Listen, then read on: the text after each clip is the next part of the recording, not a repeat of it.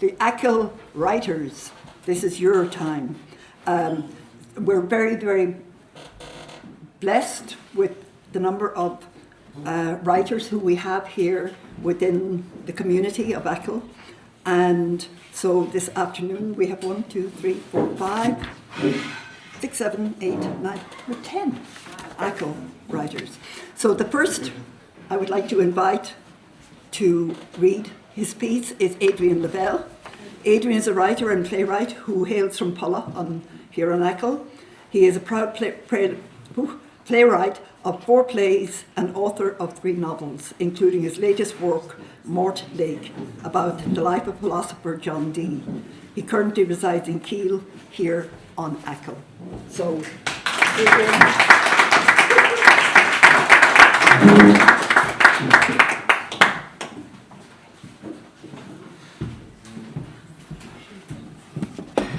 Hello.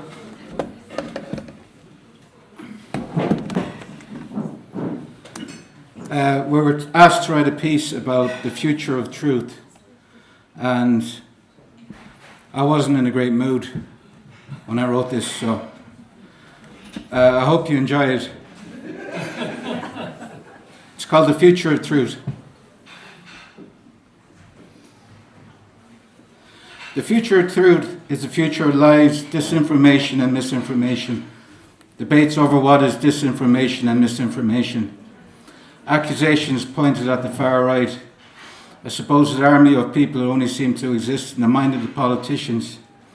Its future full of false hope and broken promises. A dividing class. The richer get richer as the poor get fucked. Records and crises. For a country of our size, record homelessness where a population of a country of this size should have 0 homeless. One fact of the future of truth is that there are more empty houses than there are homeless in the state. A cost of living crisis, a fuel crisis, a hospital crisis, a crisis of faith. Not like the politicians care, regardless of what side they lean towards, as they blackguard and guffaw their way to a future of 4 extra pensions, as the working class heroes struggle for something to be. We live in a country where people are willing to lie through their teeth to fill their own pockets. Our right to freedom of speech is at risk, where the ability to speak one's mind that doesn't fit into the minds of those who oppose it causes potential danger and an attack on our personal freedom. The future of truth is the future of fake news, deep fakes, dying mainstream media, clinging on for dear life with their final breath. This is a media who punishes people by throwing them into prison for not having a license to watch entertainment that is easily attainable on many other alternative platforms. A mainstream media sponsored and governed by the higher powers. Millions wasted on stylized trash, flip-flops and shattered dreams. The future of truth is the future of artificial intelligence with apps dictating what the youth of tomorrow should bestow. How to eat, breathe, think, run, shop, laugh. What appliances to buy. Choose life. Choose a washing machine. Choose a big screen TV. Choose 3D glasses. Choose digital implants that store your identification. Choose how to dictate, how to speak, how to feel. As the youth walk into an uncertain future, eyes glued to their screens as they amble off into the horizon. If they get that far, they could either be jumping on planes or jumping in rivers. The future of truth is undecided on that matter. The future of truth is what the great German director Werner Herzog describes as ecstatic truth, arguing the point that while factual accuracy is often distorted by propaganda and deep fakes, truth hidden by specific facts can be reached through artistic and poetic imagination, which can reveal deeper emotional truths.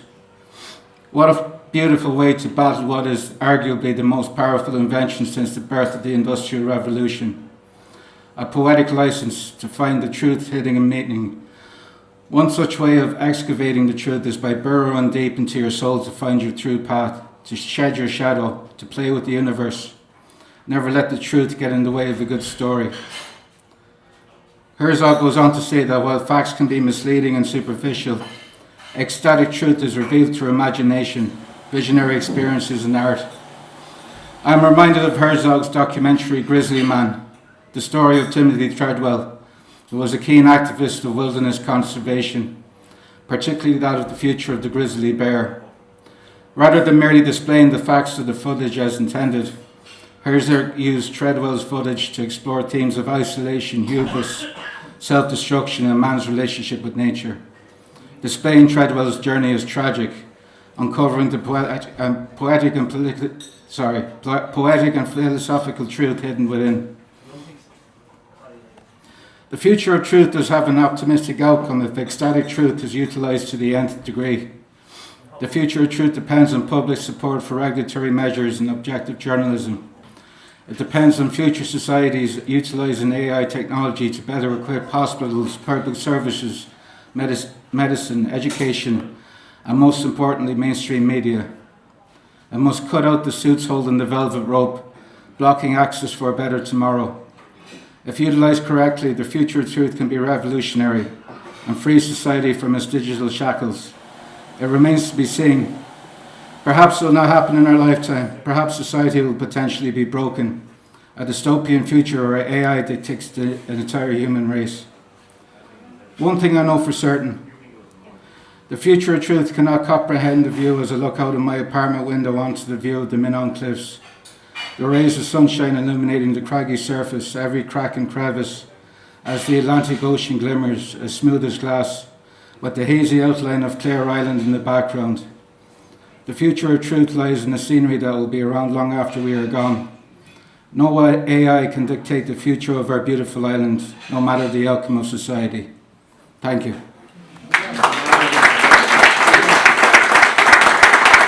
Thanks very much.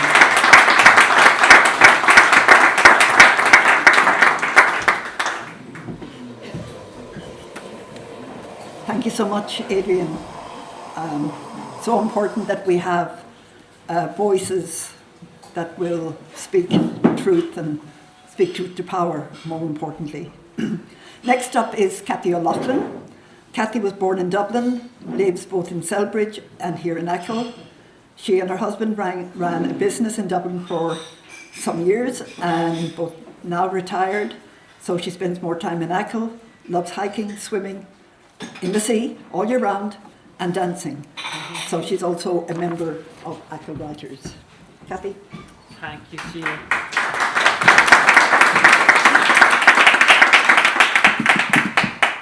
Hi everyone. Thanks for sitting, waiting for us to read.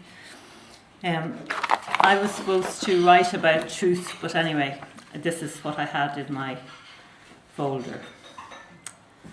I had always had an interest in travelling to the moon and was delighted when I read a notice in the Mayo News advertising that Space Ireland were looking for 2 comrades to travel to the moon. You don't have to be an astronaut, as training will be given, the advert stated. I was very surprised to hear that my partner, a guy called Desi, and I were successful at the interview. We had to move from our homes in Achill for our specialised training in a secret location based in Ballycroy National Park. We found a bed and breakfast in a brightly painted bungalow on the mainland, with stunning views from every window, a great stove in the sitting room, with birds on the blue wallpaper, run by 2 kind, funny and gregarious women. Training would consist of crawling through underground caves with only a torch on our head to find our way, climbing the Nathan Mountains and walking all the way along the Bangor Trail and sleeping in tents on the wet and lumpy ground, swimming and diving in the sea at Céim de Gurt in Duiga. This would build up our stamina if it didn't kill us. In August, we were really fit and ready for action. We took the 450 bus to Castlebar, then the train to Dublin, and made our way by taxi to Baldonnel Airport, where the spaceship would take off. Many people were there to wave us off, including both of our families and the paparazzi. We felt like celebrities. Takeoff was prepared, and all we had to do now was get into our spacesuits and make ourselves comfortable in our seats of the spaceship. We shot off at about 2,000 kilometres an hour. We were on our way. Our bodies seemed to be pulled apart. Unfortunately, not long after takeoff, we noticed a shuddering. We were told by ground ops to keep calm and not to panic, and that we would have to pull into a space station halfway between Earth and the Moon. We were now shaking and could not imagine how this was going to work. Would we be lost in space forever? Who knows? The crew at ground ops would guide us. Eventually, we locked onto the space station and crawled through to the area where we were met by 6 other astronauts from all over the world. They were delighted to meet us and calmed us down. We have now been living in this space station for the past 6 months. It is as big as a house. Without gravity, we float around here, our hair standing on end. We sleep in our sleeping bags, which hang from a hook in the spacecraft. The fact is, we are stuck up here, but hope to get back to Earth very soon. At least that is what we are being told from ground operations. We start each day in the space station with 2 hours of exercises on the treadmill and on the rower to keep our muscles toned. Then we have breakfast of sachets of cereal and reconstituted orange juice. I miss my porridge and a nice cup of tea. We are busy up here and have research jobs. Desi is experimenting with mice and how they survive space life. He always traded mice as a young boy until a dog broke into the cages and they ran all over the house. That put an end to that enterprise. I am researching how plants grow in this environment. We look out and see the blue dot in the far distance. Earth looks beautiful and we wish we were home to enjoy the things we miss so much, like jogging in the fresh air. There's no fresh air here. It is all recycled. Every bit of sweat and pee is recycled and then we drink it. We miss a nice glass of spring water from the well in Keene. I long for walks in my favourite place, the deserted village, where I hear the birds, watch the baby lambs, and I miss sitting around the dinner table, longing for some juicy food with good company. I look forward to being back swimming at Dugert, laughing our heads off when we come out of the freezing cold water and telling each other how wonderful we feel, so glad we have survived the cold. I miss going to the Valley House to hear the music. I miss dancing on the table. I miss stories from the writers' group. I miss the sunsets of Achill. I want to scream. Here's hoping to be back soon. And are they telling us the truth when they tell us they are fixing the spaceship?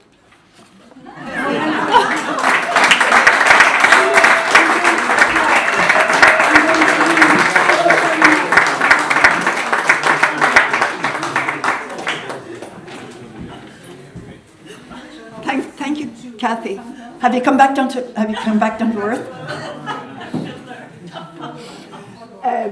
Next, I would like to invite Cynthia Silva. Cynthia is a member of Achill Writers for 10 years now. She's a retired psychologist living in Coron. She's a published academic writer, but now enjoying writing fiction, memoir, and young adult themes. Cynthia, you're more than welcome.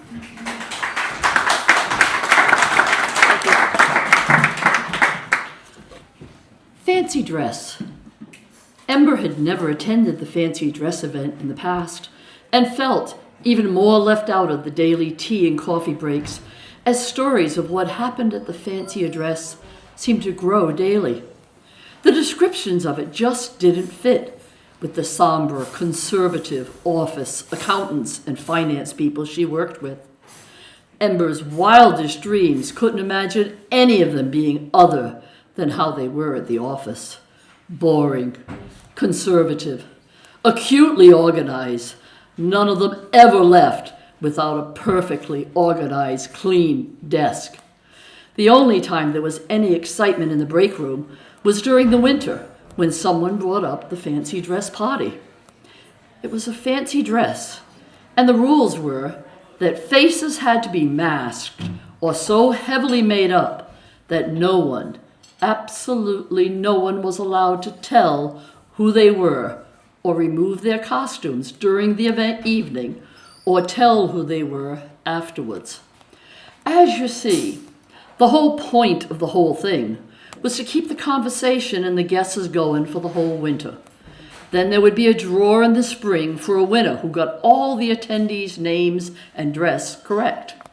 The catch, of course, was that it was a $5 to enter the draw, and every time you made a guess over the last couple of years, the winning draw became quite substantial, as over 100 people were at work and all seemed possessed by the thought that they of course would win because the odds were so good and they thought they knew everyone so well. Fancy dress was a strange name for basically a kid's holiday, a chance to go out and get sweets for free. In Ember's country, any adult wouldn't be caught dead dressing up, and they certainly wouldn't call it fancy dress. Fancy dress to Ember meant Cinderella, long gowns, longer white gloves, sparkling rings and shoes, men in tuxedos with gelled hair, wingtips. Ember was getting carried away imagining the happy ending with someone losing a shoe and Ember being found to fit it exactly. Fancy dress. Ember had loved the idea that at last an occasion had arrived in which no one would know anyone, and all attending had no history, no family connections, relatives, and no roles. The whole evening would be an occasion, anything or anyone they wanted to be, not limited by being male, female, old, young, rich or poor, tall or short, immigrant or national. All strangers for one night only, all equal. Hard to believe that fancy dress, covering faces, levels all. Arriving at the secret location at last, she had to walk carefully up the narrow, winding stairs with only a greasy rope to hold. The stairs gave way to a large, grand hall. A cacophony of sounds echoed throughout the stone walls, seemed to be dripping and oozing. The stone slabs underfoot were sticky. Lifting each foot required pulling firmly against what seemed like mucus stuck underfoot, but slid and added to the challenge of the movement. Beings moved about, some appearing to glide, others swaying, some spinning, hugging, screaming, and some seemed to be shape-shifting. What was this place? What now? This was more than Ember had expected. Fancy dress, huh? There wasn't a dress in sight, or at least nothing that resembled a fancy dress. Intrigue, fear, and excitement within. Her skin tightened and raised to bumps. When out of the milieu, Ember was embraced, and a voice that was a deep bass and guttural, with hot, wet breath on her neck, said, "Welcome to Hallowed Hall. Tonight is yours, the chance to be anything and everything you wish. No limits, no rules, just stay dressed." What an invitation. The being moved away, another moved close, handed her a steaming goblet. The liquid bubbled as if it were being heated. It smelled vile, but tasted amazingly sweet. It slid across the lips easily, warmed her chilled, wet body with one swallow. In the next moment, the ground fell away. Ember now seemed to float around the room, looking down, albeit there, but not. A fly on the wall, but present and laughing, hugging who or what. A form of music played, a roar of laughter and applause. What had just happened? Someone was singing, another echoing in response. A chorus of voices melded together. In an instant, a chant emerged that somehow was familiar to Ember, although having never sung before. Yet the voices followed and joined the group, and with a loud crescendo, all stopped. Perfect pitch. Fancy dress. Is it the clothes that set us free or define us? Getting dressed daily, which is the costume? Do clothes make us who we are? Do we? Do we decorate to impress or hide? Are we dressing ourselves to cover wounds? Do we dress ourselves up or down to meet others' expectations or our own? Fancy dress. What an opportunity. Do we dare?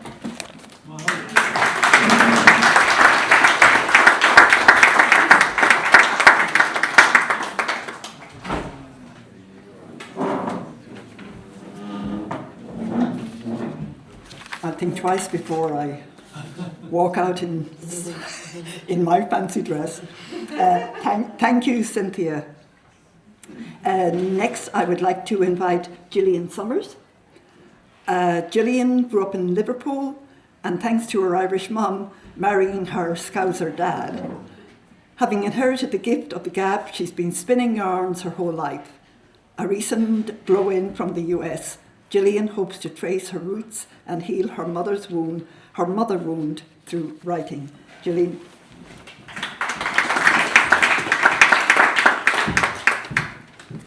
Thank you so much.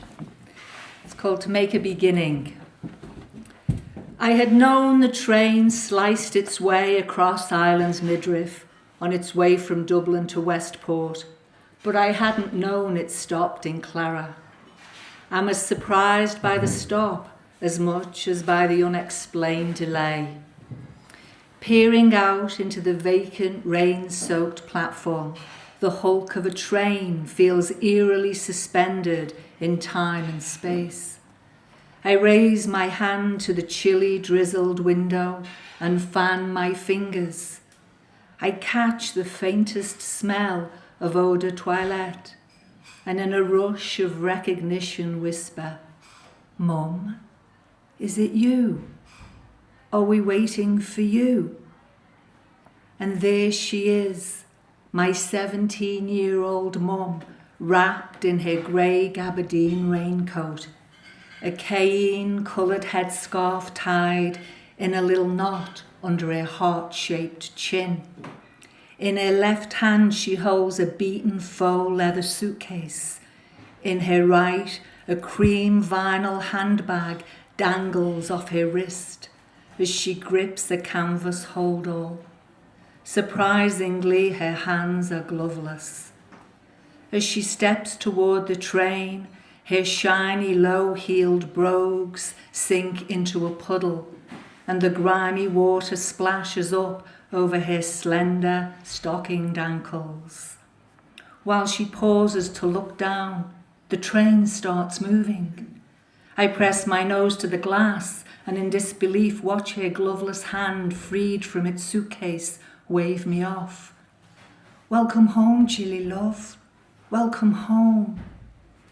A swell of grief propels me out of my seat, over my bags and into the passageway.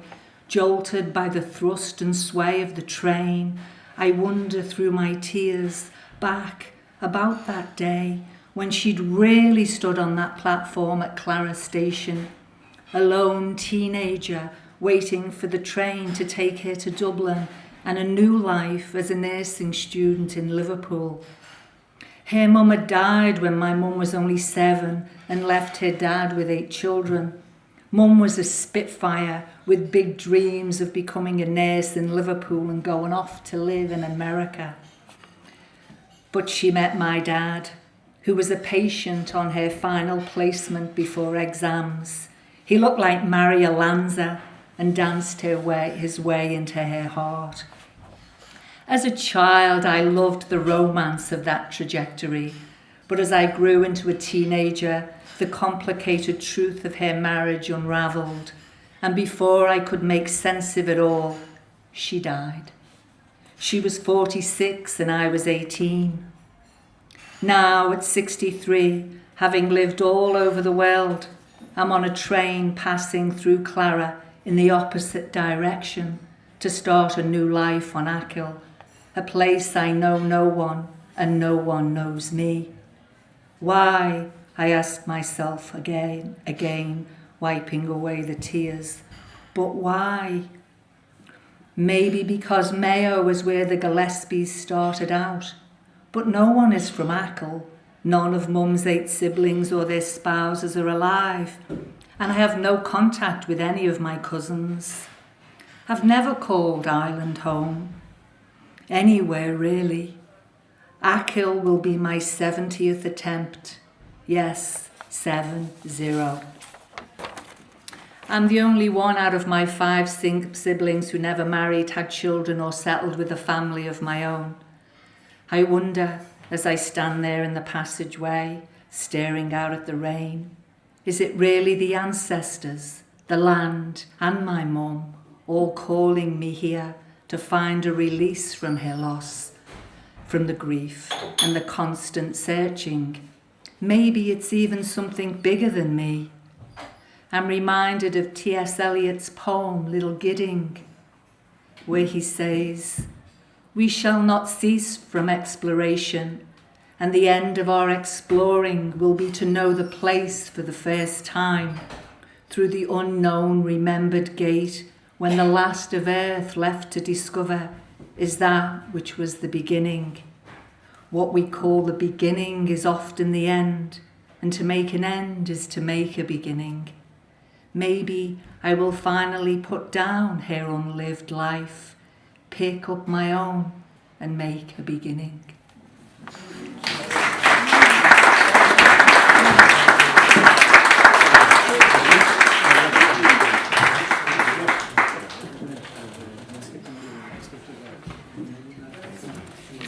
Thank you, Gillian. Now we'll just have a little musical sojourn, and then we'll have Josephine.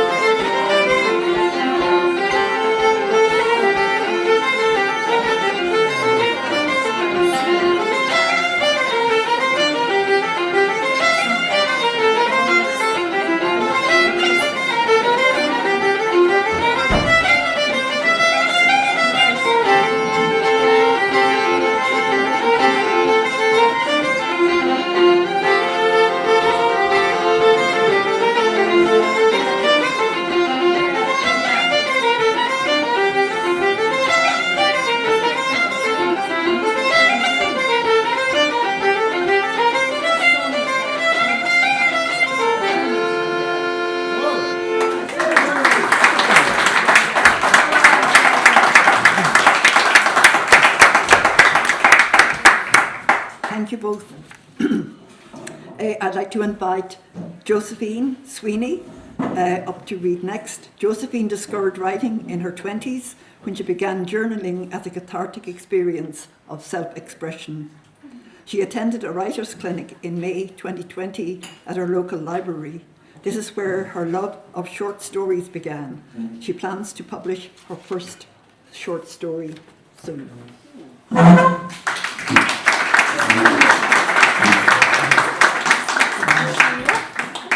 Thank you.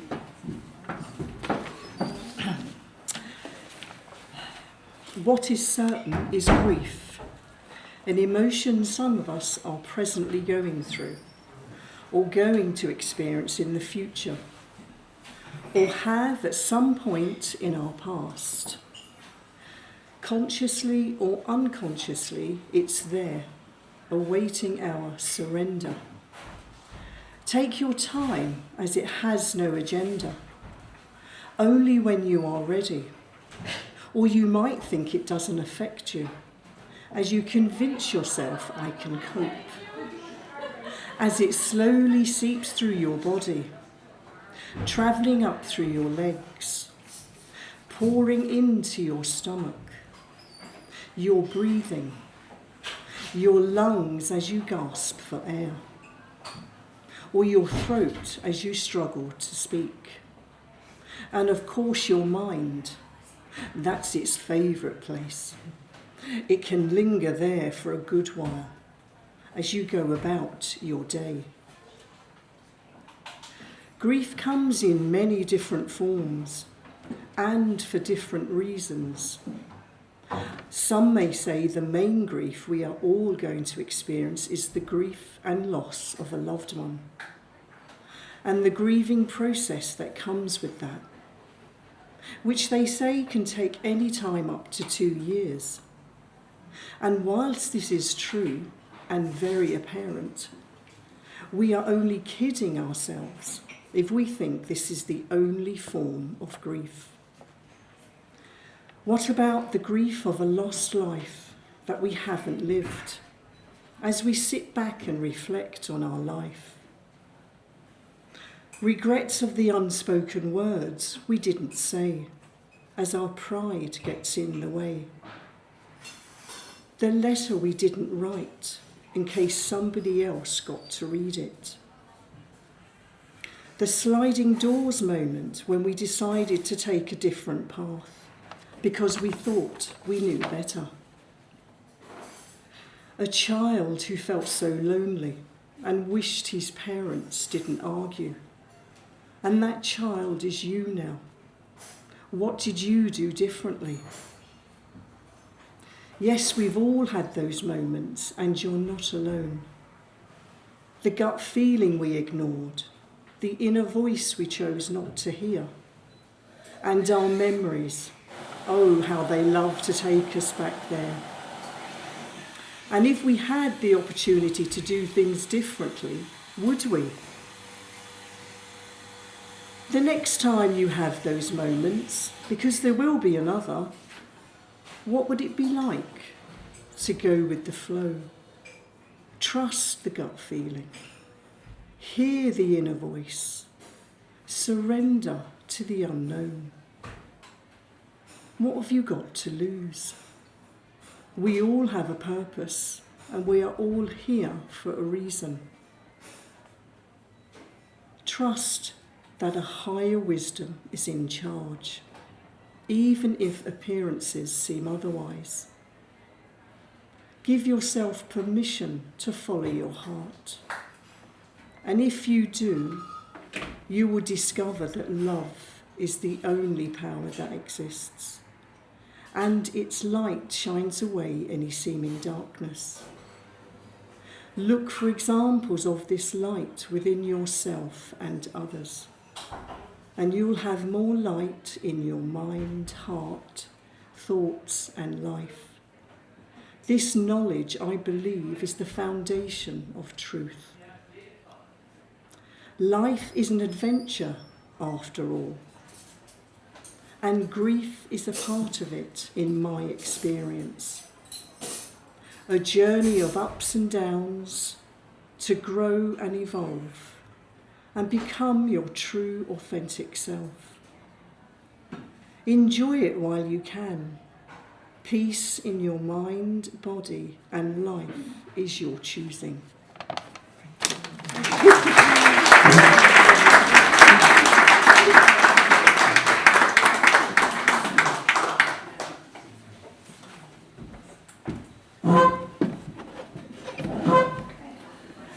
Thank you, Josephine. Next, I would like to invite Patty Bushell.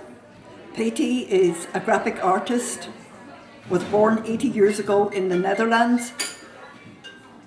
Since 1972, she commutes between Polreni, Ecclesand, and Amsterdam.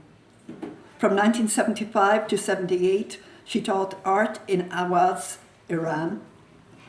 After retirement, she published 4 books of sketches with Red Fox Press in Dugort. So in June, a book of sketches of the Curran Music Circle will be published with Heritage Publications Amsterdam. And she is also a member of the Achill Writers. Welcome, Patty.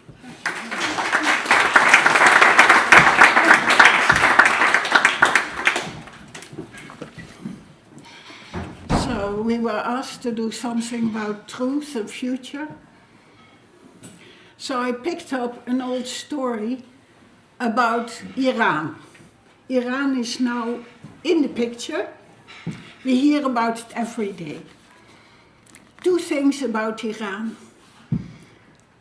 The only thing that matters, really matters in Iran, is poetry and mathematics. And I'm going to read a story about a mathematician. But I first have to get my glasses. In 1975, I went on a whim to Iran.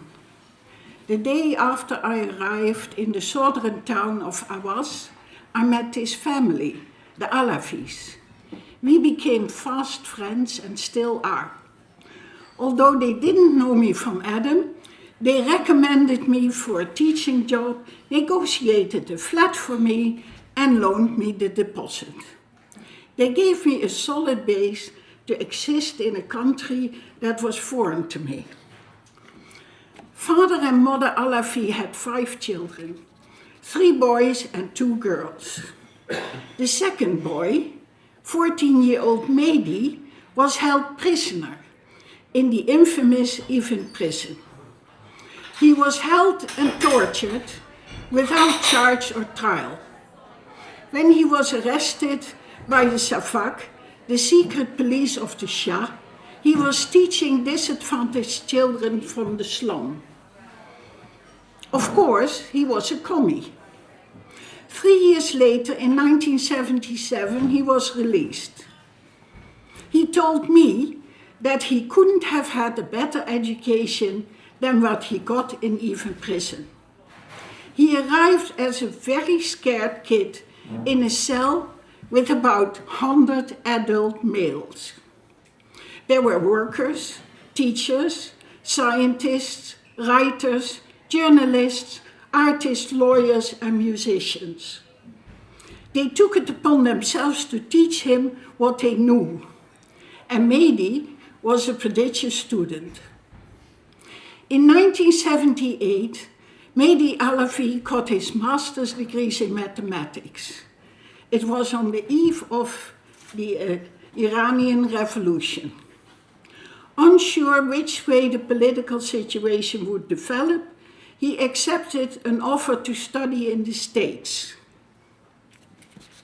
In 1979, after the revolution, he was invited by his alma mater to join the staff there to teach mathematics.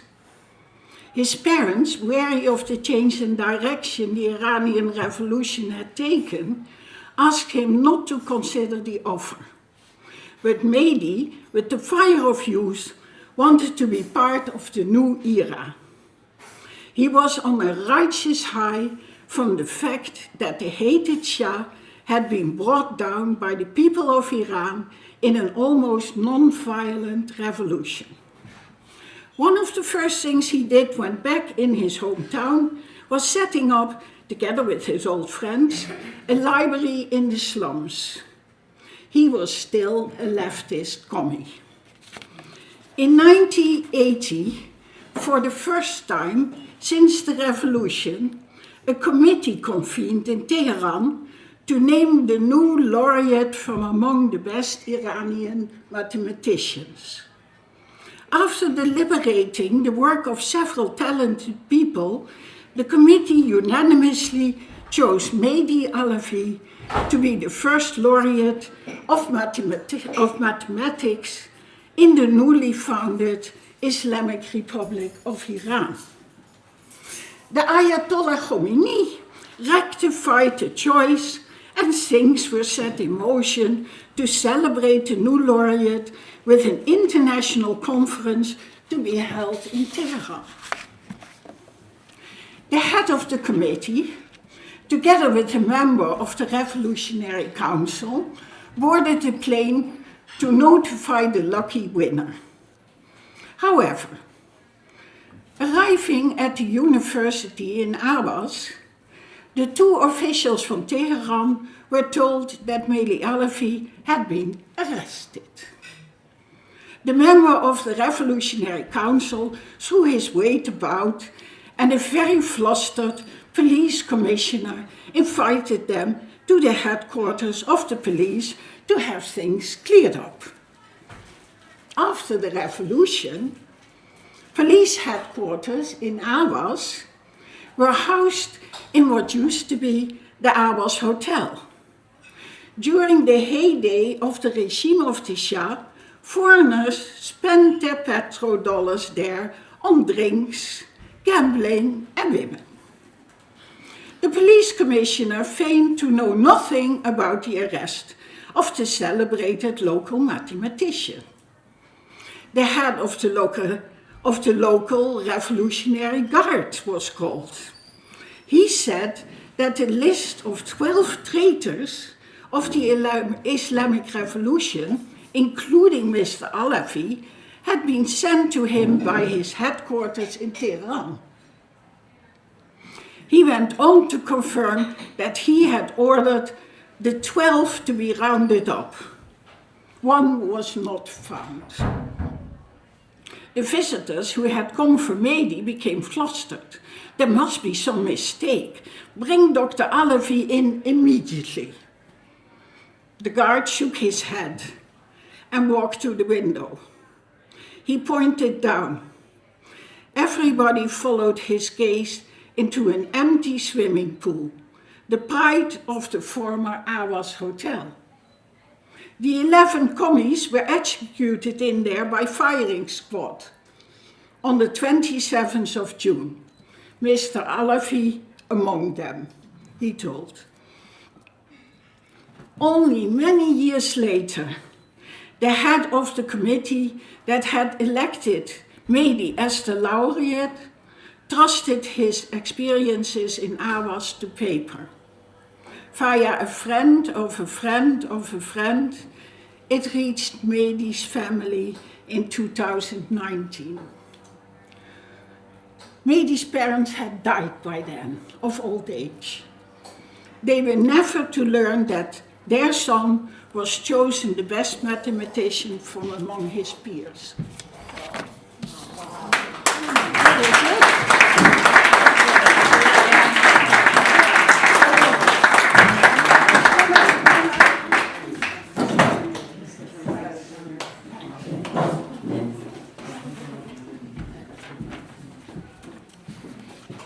How one must shake their head and wonder at the connections, personal and that are so present day, that brings it very much into this room here in Achill, you know, in 2026. It's been a long weekend.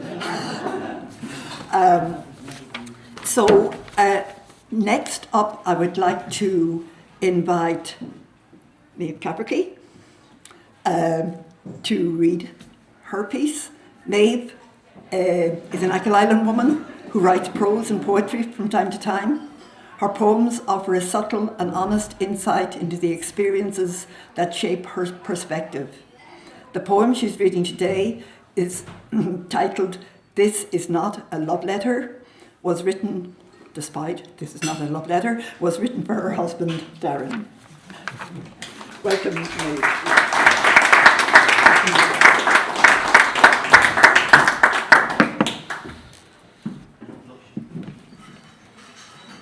Thank you, Sheila. Thank you to the Heinrich Böll Committee and to everyone here and to the musicians for making this space available for the Achill Writers. It's great. The title of this poem, as Sheila said, is This Is Not a Love Letter, but it kind of is. What brought us here to this spot, this space, this rugged place? Wind blows sideways across your face, tide ebbs and flows at its own pace, and we stand braced, embraced, barefaced, and call it home. Claim it as our own, our land. But who are we to command the ground below us, bestowed upon us? We mark it, we fence it, we lose our sense in it as we jump to the defence of it, till a war is what they're asking for. What for? Now Google pins the spot, that little plot of land without a name that claimed him in the game they're playing. How long was he laying there? Did he even know, or did he just go to that other place?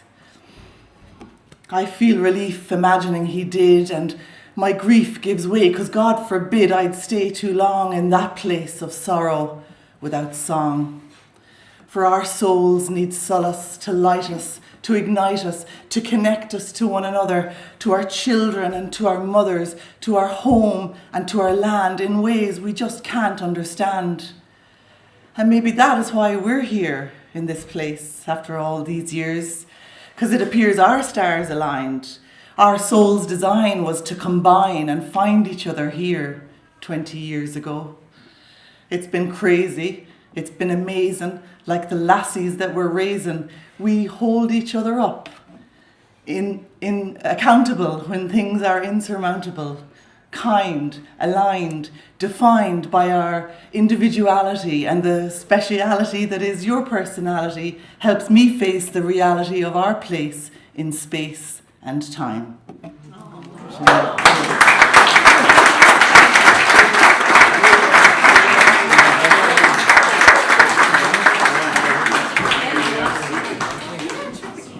Okay, that wasn't just a poem, that was spoken word from the heart.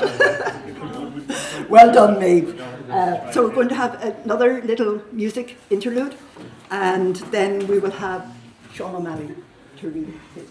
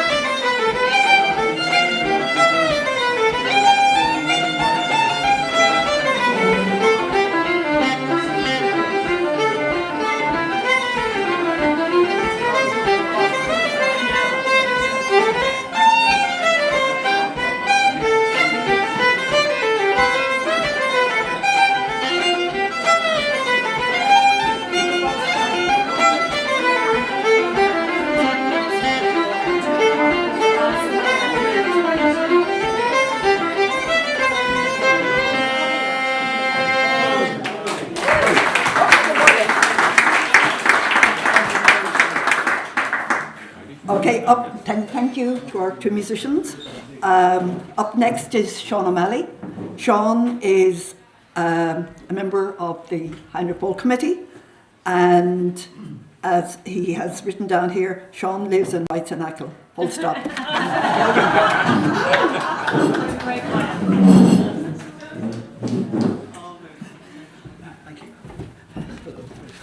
All right, so what more needs to be said about it in a bio? Now, hello everybody. The theme of the Heinrich Böll weekend this year is the future of truth, which is a title stolen, as we heard earlier, from Werner Herzog's recent book. There are two ideas in my poem that I'd just like to talk to you about before I read it. The first idea is that you tend to think of mountains as getting smaller through weathering, for example, or growing, like Everest, through plate tectonics. But there are other natural forces.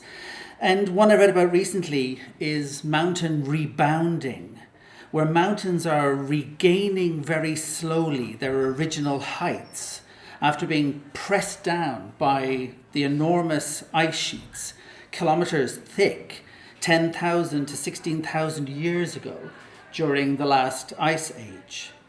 This rebounding is more pronounced in Sweden and Canada, but our own Niflbeg Mountains are still expanding a small amount every year, rebounding after a great pressure. And also, this too shall pass. I remember being struck by those words 40 years ago when a friend consoled me that something that I was mad about politically would pass, in the same way as the Roman Empire had passed, which was once considered immutable. The second idea that caught me recently was, what if peak Christianity had passed already? What if peak Christianity was actually during the period of great cathedral building, during the years roughly 1150 to 1350 AD, when church control was at its zenith? That is 1,000 years ago. What if we are at the weathering of that ripple, living during a liminal threshold time? The future of truth. The earth sighed as the ice retreated. The thaw released the land relaxed from under the pressure of mountainous cold. Touch the soft soil, it is still rebounding, reaching towards what it should have been. That hill you see is higher than yesterday, lower than tomorrow. Some words are made flesh, some words are made stone. Admiring the weight of clouds, birds and the shadows of birds crisscross the ruin high and low, a shrieking plain chant in now stainless light. The weight of the old church, fixed heavily in time, from outside you step down deep to the nave, the time of a cathedral, from flattened ground to risen spire. The earth has grown to the sill of the windows, a fringe of green meadow, as if a stone had been dropped in a still mossy pool, the ripples returning from a far distant edge. Thank you.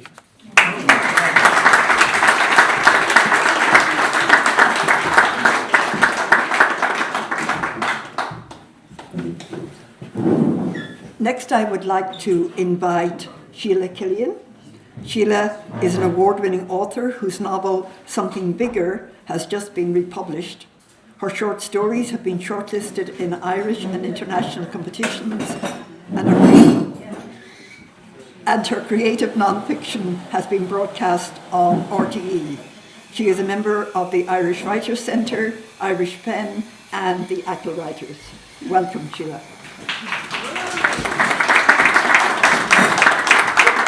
Thank you, Sheila. It's always nice to thank you, Sheila. And thanks everybody else for asking me, and all of you for sitting so patiently. I'm going to read from Something Bigger, which is the new novel, but I think it fits the future of truth, because this piece of the story, it's based on a true story of my granduncle in Alabama in 1920, at the time the Klan was rising. And I think it fits the future of truth because they're kind of back, so in this piece, it's 1920, and all you need to know is that Jimmy and Tony are priests and Marcella is Jimmy's sister. The fire was slow to take. Marcella supposed the wood was wet after the storm. She thought they'd have planned for that. She thought they'd be prepared, all those important men. It made her less afraid that they would forget something so obvious as storm-soaked wood. Maybe there were other things they hadn't counted on. Perhaps they were not so powerful after all. She hoped that was true, because looking down from their vantage point, if they were half as strong as they seemed to think they were, the whole city was in some trouble. Jimmy was not afraid, she could tell. He always whistled when he was afraid, hummed when he was happy, and on the drive up here he had done neither. He and Tony stood near her, beside the automobile, just in the shadow of the trees. They were back far enough not to be seen, and the Alabama night was soft and close like a blanket. Anyway, the men were not looking for them. They were not looking towards them. They were all in a huddle, like cattle in a field, looking inward at the long torches they were trying to light. Tony stepped back, snapped a twig and jumped. He was on edge. He had never been comfortable away from 3rd Street. When he spoke, it was barely above a whisper. "I don't think we should be here, James. This is part of our job, Tony. What good's a priest who never sees his people except on Sunday? These aren't our people. They're people, Tony. All people are our people." Jimmy's voice was not loud, but it was hearty. He'd been acting upbeat ever since he took this notion. He'd driven too fast out of town and up Kane's Hill, the automobile lurching on the muddy road, and Marcella afraid they'd slide into the trees. It was only as they reached the crest of the hill that he slowed and turned off the headlights, eased them into this gap in the trees where they could look down on the valley. Tony was trying a new tack. "This is no place for a woman, James. Marcella is fine, and she needs to see this. She needs to know what we're dealing with." Marcella didn't like being talked about as though she wasn't there, like some child who should be quiet and let the priests talk. Jimmy leaned back on the hood and Marcella stepped forward, listening through the discord of crickets and frogs to a shuffling, stamping noise rising from the hollow beneath them. A smell of earth mixed with the thick green air of the forest, and then fire leaped up suddenly from a dozen or so long torches. The men spread themselves wider into a thin, moving circle. The valley was small, but it panned out there like a theatre. No surprise then that they would make it their stage. Now that the circle had opened up, there seemed to be more of them, maybe 100. Not talking, not singing, just shuffling around. Maybe every 10th man held a torch, and they all held them low, pointing towards the centre. The circling figures looked darker on the side of the watchers, lit from the torches in the centre, casting long, pointed shadows towards them. On the far side of the circle, Marcella could see them more clearly, mostly wearing white robes, some tied with rope, but here and there a red belt, and one man covered head to toe in bright green robes standing close to the centre as the others wheeled around him. It occurred to her suddenly that they might not all be men. How would you know under those hoods? Then one began a call and response, like a novena call, for God, for country, for race, for clan. They began to a repetitive chant that was not quite speaking, not quite singing. It sounded deep and dark. Tony lifted the binoculars and scanned the crowd and the dark spaces behind them. "No, they've got nobody there, James." He passed the binoculars to Jimmy, and when he was done looking, Marcella could see his tension easing. "Good. Look, here, sis, take these. Look at what they do." Marcella took the binoculars and focused on the circle of men. She was sure they were men now, because of the voices and their shoes under the long robes. Black boots, some brown, mostly scuffed. The man in the green robes had shoes that were shiny and black, like a banker or an attorney. The wrong shoes for a field like this.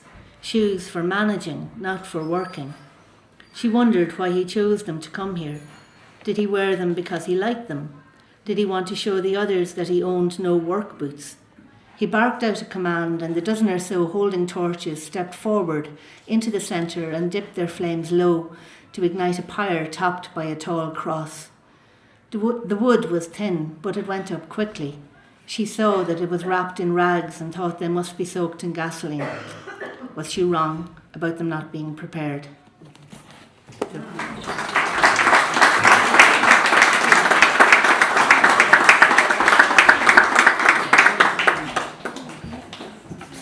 Thank you so much, Sheila. Next, I would like to invite Orla Caprici, the second of the Caprici sisters. Orla is from Achill. She tries to grab her poems as they pass her by.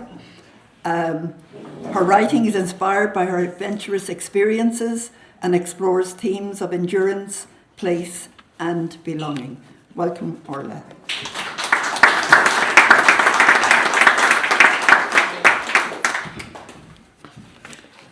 People you meet when you're travelling alone. Honky-tonk man. In my blue cotton dress, I sat on the tailgate of his truck and we listened to the band from out in the car park because he was barred. He was the kind that could talk all night about songs and music while he spat tobacco into a white plastic cup, and that was absolutely fine with me. We clinked beers from his cooler until the night became a blue-black haze and my mind soared and my ears filled with the steel guitar from the bar. I lay back on the hard truck bed while keeping my beer bottle upright, and I looked up at the Tennessee night. My dress blew up, but I could not care. I felt a warm breeze on my curious knees. I felt a hand come over me and gently fix the blue cotton folds of my delicate decency.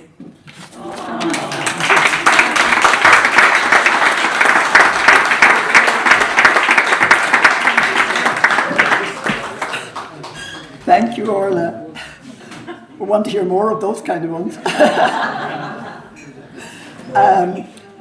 I think that for this little part here, maybe the last of the Achill Writers. So I would like to read a piece called Amadán Mór.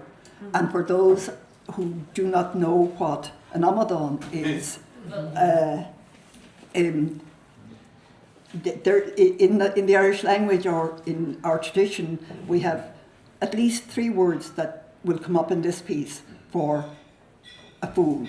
Amadán, Egypt, and Unsha. Okay?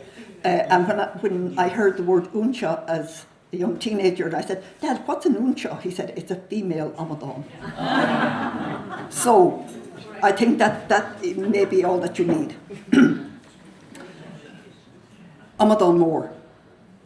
When writing the job description for the many patron saints that were needed to manage affairs among the multitudes on earth, God realised that Egypts and Unshas by far outnumbered every other type of people. Egypts and Unshas were not confined to any particular class, race, religion, or culture. Many of the Egypts in particular, some Unshas too, were of the ruling class, or wangled their way into positions of power within the system, the political, ecclesiastical, financial, educational, etc. One particular Egypt stood out, Amadán, or Amadán Dú, the black or the dark fool. He generated fear, reminding people of who they really were. They couldn't bear to see him in their surroundings. In the sacred myths of Ireland, it is said he could be the bringer of madness and oblivion, a state of forgetfulness. Amadán never thought much of himself. He wasn't allowed to. Hounded from place to place because he could see through people. He went into the shadows, living in the hills, shorelines, and forests. There he learned the spiritual language of the Aes She, the people of the Shadowlands, under the tutelage of the ancient Amach or Bandri, a druidic priestess and poet. He learned the power of weaving stories from the remnants of the past to create a spell, to draw people into a world they had forgotten, to reconnect the threads of what true sovereignty meant.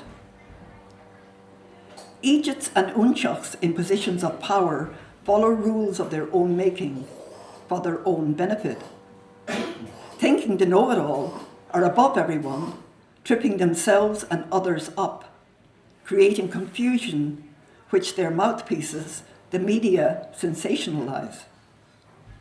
But the majority of Eejits and Unchaks, distracted by the daily drudgery of work, fail to see that they are dispensable and easily replaced.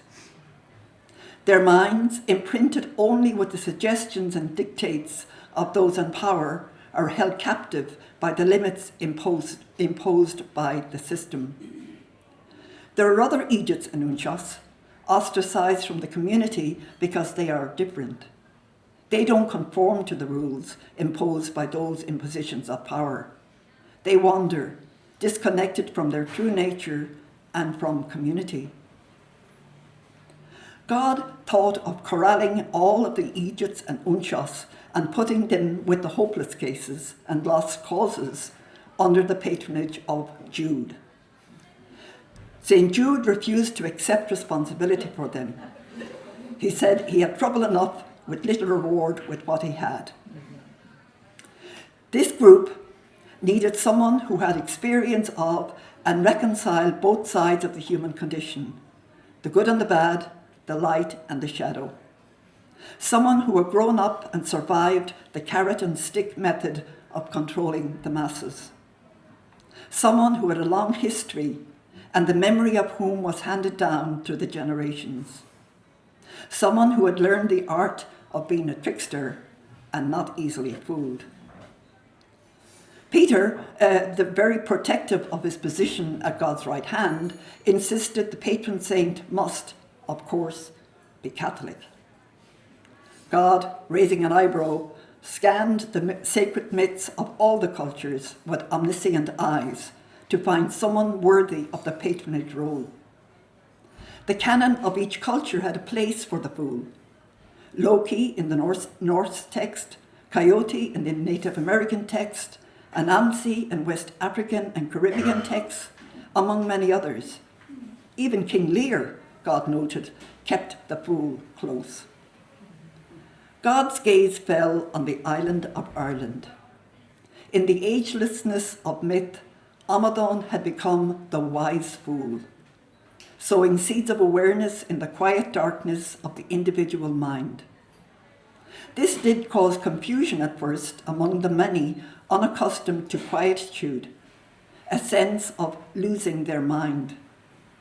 The mind had become full of illusions, not knowing what was true. From the stillness of the quieted mind, the heart opened to other languages, not least love, acceptance, and compassion. God loved Amadon's simplicity. He knew that Amadon would not be comfortable with sainthood, nor would that be helpful to the Eejits and Unchaks who sought his patronage, the majority of whom were souls searching for meaning. Amadon was elevated to the status of Amadon Mór, the big Amadon. The feast day, Lána Amadon, All Fool's Day, became a sacred day for all misfit souls.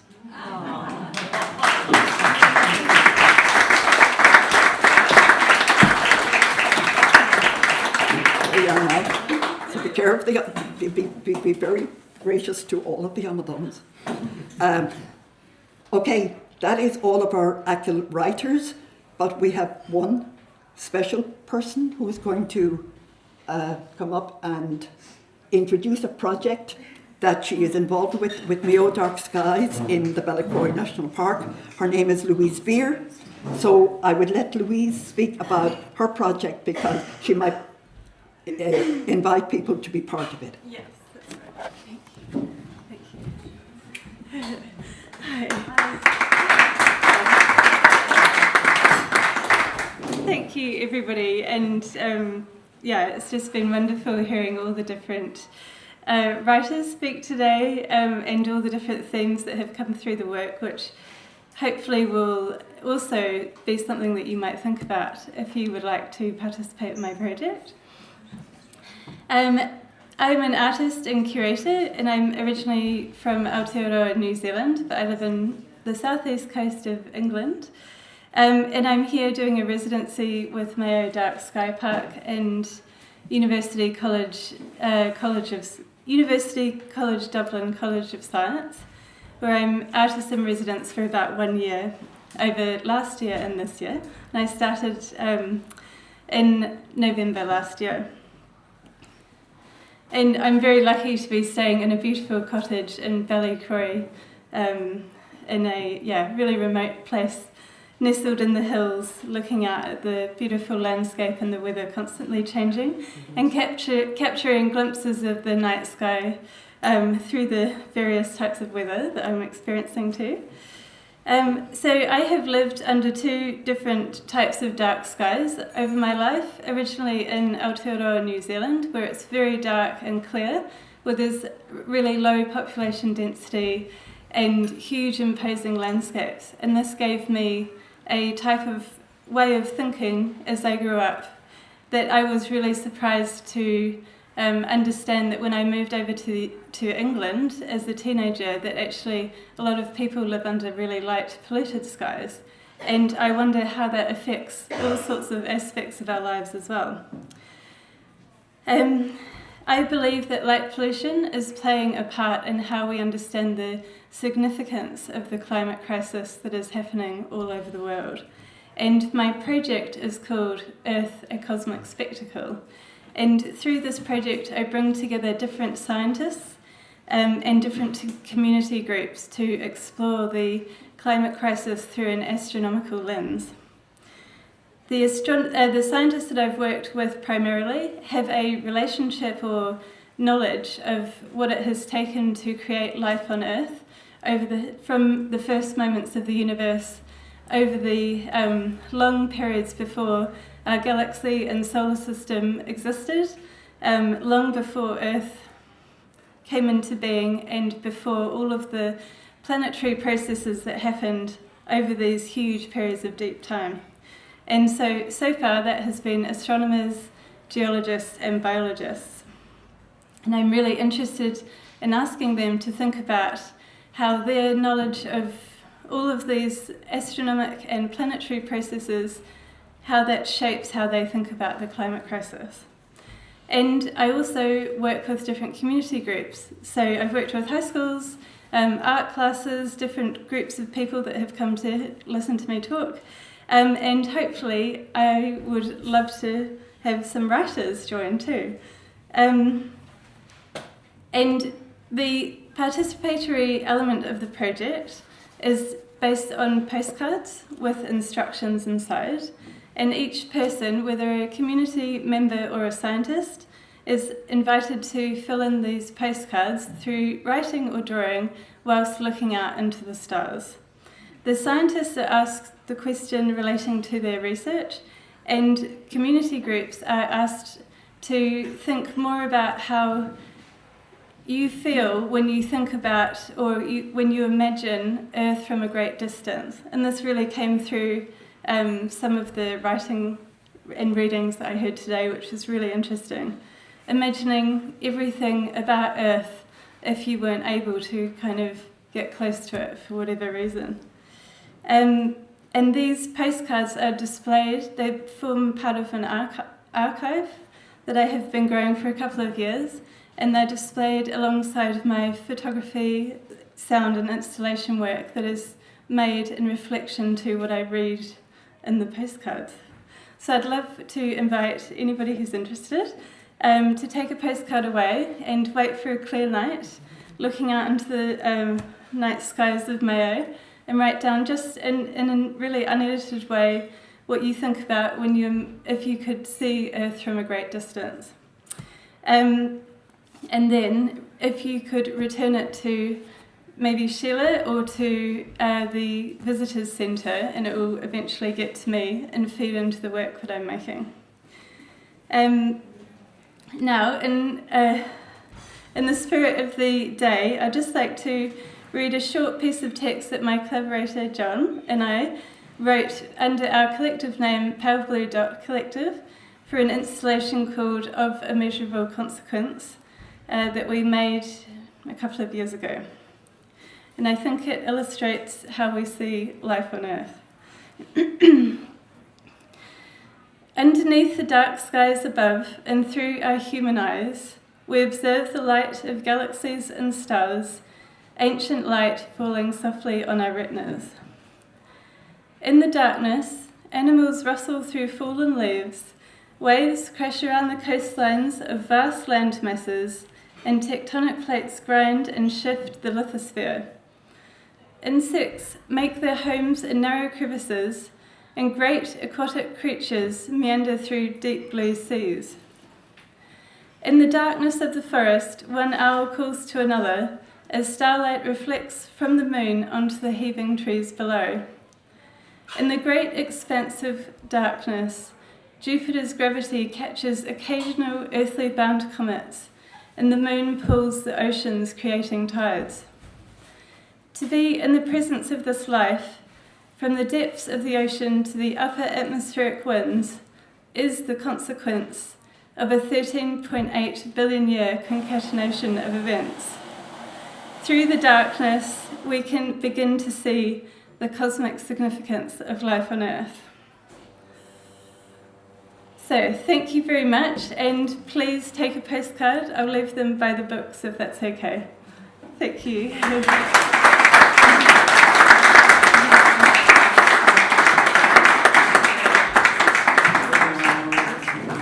Yes, if you can, any of the writers or anybody approach Louise and have a chat with her if you wish to, and take a postcard. That brings this section of the Heinrich Böll weekend to a close. But having said that, I would like to invite our chairperson Kathleen to come and give some closing remarks, and then we'll have one piece of music. Thank you. I have just realised, getting up on that step, that I will need to go to Kathy's space gym. And I'm just wondering if she's going to give a concession to any of, like myself, a member of the Heinrich Böll Association. So, just a few words of gratitude and farewell to you all at the close of the Heinrich Böll Festival 2022. 2026. Myself and Sheila, we sing from the same hymn sheet. How proud would Heinrich Böll be of our wonderful Achill Writers group. Thank you to Michelle and Timothy earlier for your wonderful readings. A gracious thank you to all of our guests, guest speakers, participants and volunteers who greatly helped us this weekend. Thank you to our wonderful hard-working committee for making this weekend possible. Thank you to John McHugh, sound technician, and Sean Malloy of Blue Flag Media. Sean will make all of the recordings available on Achill Heinrich Böll Association website. Thank you to Deirdre, Joe and staff for their hospitality today, and we indeed thank Mother Nature for sending us good weather, although she did give us some little reminders, a motherly warning yesterday morning and this morning, but never mind. Nobody's spirits could have been dampened by the enthusiasm of all our people who led our walks. Absolutely excellent, and such great reviews about them.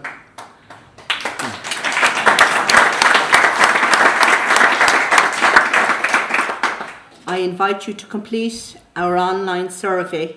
It's on our website, because your feedback is very, very important to us. So as we reflect on our theme and on how we touched one another's lives this weekend, it's my hope for you all that all who touch your lives will do so with the best of care, respect and concern for your truth. I thank John and Diarmuid for providing the wonderful music that adds so much to our weekend. And I invite them now to play out the Heinrich Böll Festival 2026.